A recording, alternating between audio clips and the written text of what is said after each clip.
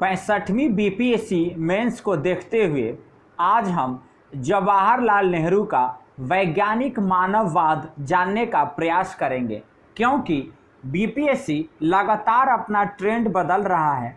तो बदलते ट्रेंड के अनुसार हमें भी आंसर लिखना समझना चाहिए और किन बिंदुओं पर प्रकाश डालना चाहिए। क्योंकि क्या है, अब नेहरू और उसके बाद रवीन्द्रनाथ टैगोर और महात्मा गांधी के विचारों के दर्शन पूछे जा रहे हैं, तो ऐसे में इनकी एक गहरी समझ बहुत ज़रूरी है। तो आइए शुरू करते हैं।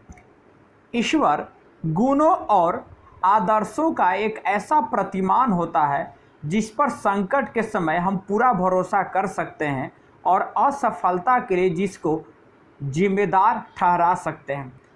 ऐसा हम लोग हमेशा करते हैं अपने पूरे जीवन भर। ईश्वर या फिर ईश्वर जैसी धारणा की ज़रूरत को महसूस करने वालों के खिलाफ तर्क देते हुए नेहरू कहते हैं कि यहाँ तक कि अगर ईश्वर मौजूद भी है तो उसको देखे जाने या फिर उस पर विश्वास किए जाने की कोई आवश्यकता नहीं है। ये नेहरू जी के विचार हैं कि अगर ईश्वर मौजूद भी है तो उसको देखे जाने या उस पर विश्वास किए जाने की कोई आवश्यकता नहीं है।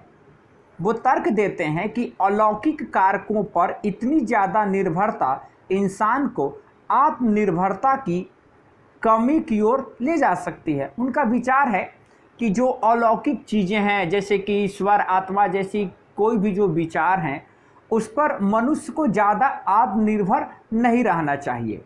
उनके मुताबिक आखिर में इसका नतीजा ये निकलेगा कि इंसान की सृजनात्मक योग्यता और क्षमता कुंद हो जाएंगी।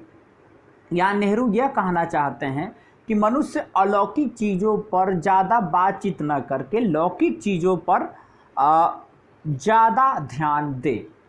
उनका यहाँ यही मतलब है। नेहरू की इंसान में बहुत ज़्यादा आस्था थी। ईश्वर के ऊपर मनुष्य को दिखाने के क्रम में उन्होंने कहा कि ईश्वर को हम खारिज कर सकते हैं, लेकिन अगर हम इंसान को खारिज करते हैं तो हमारे पास क्या आशा बचेगी और इस तरह से सब कुछ व्यर्थ हो जाए। अब जिस तरीके से नेहरू अपना तर्क देते हैं कि उनको इंसान में बहुत ज़्यादा आस्था थी, वो ईश्वर के ऊपर मनुष्य को दिखाना चाहते थे। वो बोलते थे कि ईश्वर को हम खारिज कर सकते हैं, लेकिन अगर हम इंसान को खारिज करते हैं तो हमारे पास कुछ नहीं बचेगा। ईश्वर और धर्म में विश्वास रखने की जगह नेहरू ने मानवता की वकालत की, जिसे उन्होंने वैज्ञानिक मानवतावाद का नाम दिया। ये मानवतावाद और वैज्ञानिक भावना के बीच संश्लेषण का प्रतिनिधित्व करता है। मानवतावाद यानी मानववादी विचार और वैज्ञानिक भावना यानी विज्ञान से उत्पन्न हुई भावना, इन दोनों को वो मिलाना चाहते थे। वैज्ञानिक मानवतावाद के बारे में नेहरू का कहना था कि यह प्रयोगात्मक और व्यवहारिक, नैतिक और सामाजिक, परोपकारिक और मानवतावादी है। सामाजिक भलाई के लिए ये व्यवहारिक आदर्श के जरिए संचालित होता है। वैज्ञानिक मानवतावाद का सिद्धांत दर्शन के रहस्य या मानवतावाद के प्रति सैद्धांतिक नजरिए को खारिज करता है, जिसमें अकेले की मुक्ति की चाहत पहला और आखिरी सच होता है। वो ये बोलते थे कि जब हम धर्म को मानते हैं तो हम बराबर ये चाहते हैं कि हमें मोक्ष प्राप्त हो जाए और उसी के पीछे चलते हैं। लेकिन वैज्ञानिक मानवतावाद इन दर्शनों से कुछ अलग है। इसके विपरीत वैज्ञानिक मानवतावाद के लिए मानवता इसका ईश्वर है और सामाजिक सेवा इसका धर्म। वो मानवता को ही ईश्वर मानते थे और सामाजिक सेवा को ही धर्म मानते थे। वे इस तथ्य को स्वीकार करता है कि प्रत्येक संस्कृति का अपना कुछ निश्चित मूल्य होता है।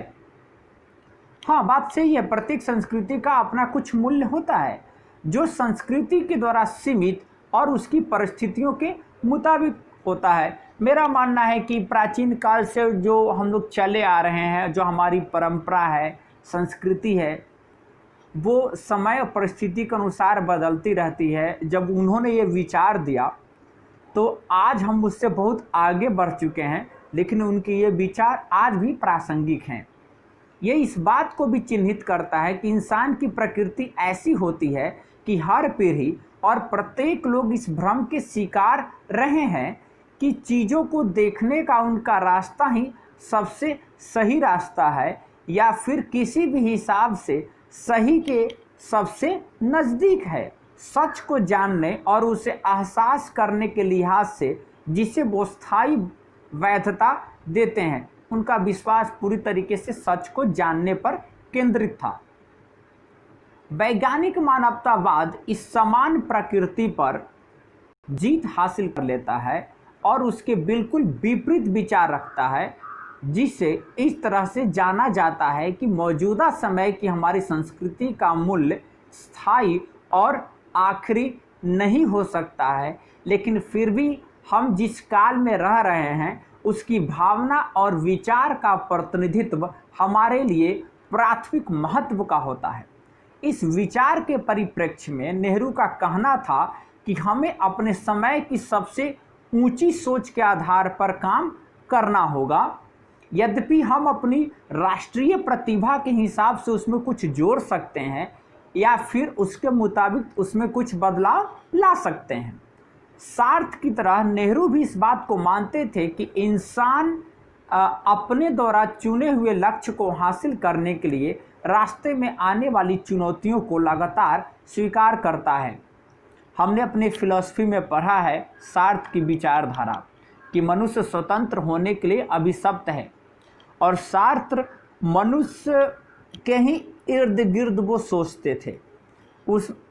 उनकी विचारधारा में अलौकिकता कहीं नहीं थी, वो लौकिक चीज़ों पर बल देते थे। सार्थ की तरह नेहरू भी इंसान जो लक्ष्य हासिल करता है और उसकी जो चुनौतियां आती हैं उसको स्वीकार करने पर ज़्यादा बल देते थे।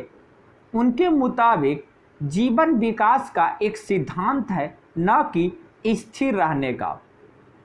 नेहरू कहते थे कि जीवन विकास का सिद्धांत है, स्थिर रहने का नहीं। यह लगातार घटित होने का सिद्धांत है जो अस्थायित्व की स्थिति की इजाज़त नहीं देता, यानी इसमें लगातार परिवर्तन करते रहना होगा। इंसानों के लिए जीवन अपनी चाहत और अपनी कीमत की परीक्षा के लिए एक लंबा साहस और एक अवसर है। वो तब तक आराम नहीं करता जब तक कि लक्ष्य को हासिल नहीं कर लिया जाता। प्रत्येक निराशा और हार से इंसान की भावना नई ताकत और चौड़े विजन के साथ उभर कर आती है। मनुष्य जब लड़ता है तो कभी वो गिरता है वो फिर उठता है, तो उसमें ना आगे और लड़ने की जिज्ञासा उत्पन्न होती है। नेहरू ने इंसान की इस भावना के चरित्र को काव्यात्मक तौर पर कुछ इस तरह से प्रदर्शित किया। मेरे लिए जीवन सिर्फ एक तुच्छ पदार्थ है। ये वीडियो चूँकि हमारे गुंज एकेडमिक पर लोगों ने कई बार मेरे को कहा कि नेहरू के मानवतावादी विचार और वैज्ञानिक सोच के बारे में कुछ बताइए और ऐसी कुछ वीडियो डालिए, तो उससे संबंधित मैंने वीडियो डाली है।